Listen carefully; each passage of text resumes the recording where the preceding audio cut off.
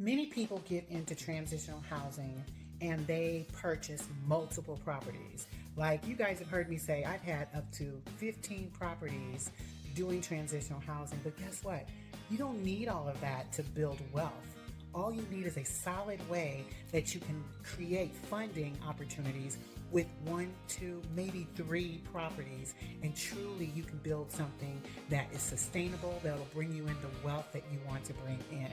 So, welcome to today's episode. And today we're going to talk specifically about funding and how you go about layering your funding so that you can truly bring forth something that not only builds wealth for you and transforms lives of others, but you can build legacy that can live on even when you're gone. So let's go ahead and jump right in.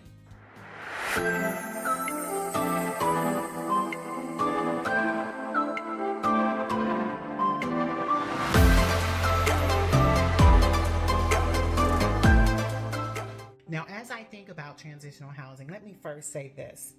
Many people get into this space of transitional housing and they do a lot of it. I did it. When we got in, we had so many properties and it was wonderful. It was wonderful for what it was worth, but I struggled because as I look at our transitional housing model, and it was a lot, it became bigger than it needed to be. What we wanted to build now granted, when you're bringing in $35,000 a month on properties, like that sounds exciting, but a couple of things that people don't talk about when they talk about how much money they're getting through transitional housing, they don't talk about that's the gross.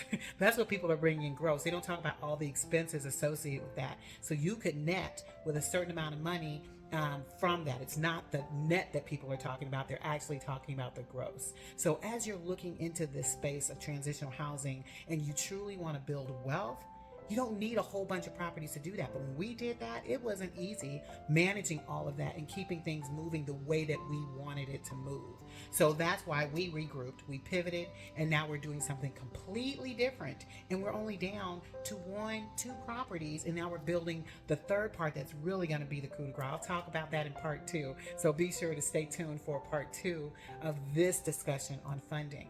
But when you get into this space and you're wanting to build something amazing, the first thing you want to do, the way I look at it, is we're layering it. When you successfully look at what you're creating, what program you're creating, that's where the additional revenue will come in. And depending on who you're partnering with or how you're going to do it, that's where you will get the resources. Perfect example is when you are working with individuals who, let's say that they first are going to pay their rent, right? There's a base amount that they're going to come in paying day one. So when you're getting a property and you're evaluating its value, you're going to base it off of that first layer. And that first layer is most important. It's what they're bringing to the table. But you don't stop there. Many people stop there. Many people say, oh, well, you're going to, you get $1,200 coming in, then we're going to leave you some money left over, and this is how much you're going to pay for your dues to be there. Now, you could do that. But why stop there? There's so many other layers that you can build on, and we'll talk about those in just a moment. But I want you to understand, when you're getting into this and you're creating something, a program that is solid, you think about ways that you can start bringing revenue in just off of the people that you're going to have there. Now, let me also preface, before we continue talking about funding, that you make sure what you're creating is a program that is sustainable. You want to make sure that as you're bringing in the funding from that base that people are paying coming in, make sure it's something that's going to be sustainable, or you're setting people up for failure being in your program.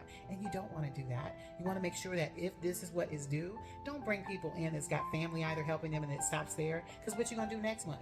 So it's things like that you have to think about as you're building this funding for individuals and making sure that it's solid money that's coming in. Another thing I want to add before we keep moving forward, because you always hear me talking about do not be driven by the money. Yes, the money is wonderful coming in, but this is as you're creating a program. And I tell people all the time, if you do not create a program right and you create it with the right intention, guess what? When times get hard, it's going to be harder for you to stay the long haul because you didn't get in it for the right reasons. You were just looking at the dollar sign thinking, I'm going to get that dollar. And when that dollar doesn't happen, oh, well, let me do something else. No, that's not the type of housing we're creating. You want to make sure that as you're setting up this property right, in the right way, that you are setting it up with the intention of a program that can be sustainable. And it's based off of your why. What's the purpose of you doing it? You don't want to be like everybody else, because guess what? You're not like everybody else. You are you, I am me. You do things to make sure that you can create something that is sustainable. So as you're creating something that is sustainable, and now you start layering to start building what you truly want to create, that is where the magic happens. It does not stop with just the rents that are coming in, or the dues that are coming in that individuals are paying to participate in your program. So once you've got a very nice base in place, and I like to call that's like your foundational stuff. That is, if you think of this as like a cake, it is the foundation of your cake. It's what you build everything else off of, is that base coming in. So as you're building that base and you know who you're working with, you have an idea of what that particular population brings in, taking us right back to the conversation of a program, having the right program, and then making sure the population that you're going to serve with that program, you already have an idea of what they're going to be coming in the door with. So once you get that foundation solid, the sky is the limit on what you can build on. So as you're building that, I think of that second piece that you bring in, and this is the stuff that definitely is not always, it doesn't always stay. It's not the foundational stuff, but it's nice to have. It's like the second layer of your cake, if you can think of it like that. I like to look at partnerships with other people. So as you're looking at your program, you're looking at what it is you want to create, then you want to partner with individuals serving the population that you want to serve. So as you think about that, those are additional things that you can bring in to be able to help supplement what you got coming in the home. So perfect example is when you can get a contract. Like we have a contract right now that we consistently do. We've been doing it for years, and it brings in good revenue for us, and we renegotiate that on a regular basis. Those are funds that we consistently can count on having to help build what our programming calls for. So as you think of those partnerships, and you can have more than one, you can have as many partnerships as you want to have, and then talk about how can they supplement what you already have coming in to serve the needs of those individuals in the program. Now let me say it again, I say it over and over again, don't be driven by the dollar. Yes, you have an amazing program. Yes, these are the things you're wanting to provide. So when you can provide those services to them, and you can create a partnership with an agency that's getting funding in that space, or someone else that's doing it, those are things that are valuable to you. You want to eat off of that and be able to bring that in to be able to supplement what they've got going on. Or you can create something that's already happening there that you provide as a service. We provide multiple services to our residents because of the things that we offer. And, in some of our programs, we offer it for free. If they're not in a house that we actually manage, and it might be someone like they're actually in our program, they're going to pay a fee that way. But those are additional ways in which you can bring in additional revenue just off of a partnership, a contract, or a service, that it can be a part of the programming that there is required. And you can be able to get their loved ones to pay that fee. So there's so many different things that you can think about doing just to build that layer out, to be able to help build up the individuals in your program. That is additional funding. But the one, and this is where this third layer is what most people like to resonate with. And before I talk about it, let me make sure that you have subscribed to my channel here on YouTube. If you have not, go ahead and subscribe and click the notification so that whenever I do another episode, you will be notified. Or when I do a live, I've been doing lives lately, want you to be notified once I'm going live. So be sure to do that so that whenever I do a video, you can hear what we're getting ready to talk about. But as we think about this third layer is where a lot of people like to concentrate their efforts, and it's on grants. So let's talk about grants. A lot of people tend to think that if there is a grant, that for-profits cannot participate. That is false. There are for-profits who can get grants and nonprofits who can get grants. So you just have to see, based off of your program and based off of your niche, what type of grants are out there for you to take advantage of.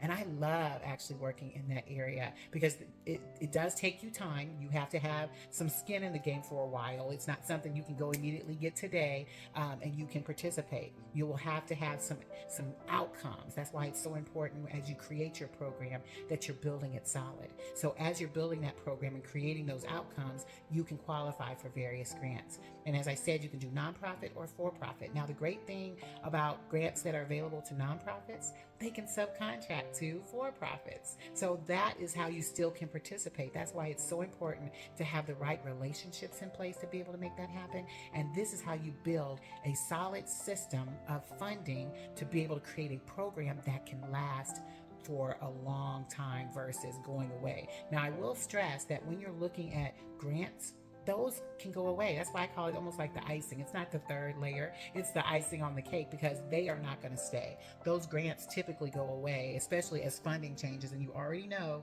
that funding has already changed in the last few months in our new administration. So it's important to not count on grants to be able to sustain your program. You want to make sure that you can count on just what you're able to do off of your first and second layers to really sustain the program. Now, as you're thinking about this funding piece, let me just say this, because I told you from the beginning of this series or this episode that we were talking about building legacy. And as you think about why you're here, and we'll talk more about this probably in part 2, but you want to make sure that you are building something where multiple layers can be added. And as you're thinking about your legacy, that is what you truly can then build additional layers. I gave a 3-layer cake, but you could probably have a 7-layer cake too. It's all about how you position. It's all about how you position yourself. It's all about what you build. And those are the things that I help people do. So if you are a new person that is in this space, let's first get you to where you can launch a successful program. Once you can launch a successful program, let's talk about then how you scale it. And there's significant things that you can do to scale that. And it doesn't require having 15 homes. You just have to do it the right way so that you can have the reality of thousands of dollars coming through what you created and when you've done it right. So if you want to learn how to do it the right way, join my school community. You can join my school community at tonyschool.com. That's TONISKOOL.com. And when you join, go ahead and book time with me so we could talk about your specific program that you want to create in transitional housing, and I can talk to you about how you can create legacy in just what you want to do. So I'm excited about you hearing this particular episode. The next one's going to be even bigger, and go ahead and go out there and transform your life, because as you transform your life, you can position yourself to transform others. And so it is.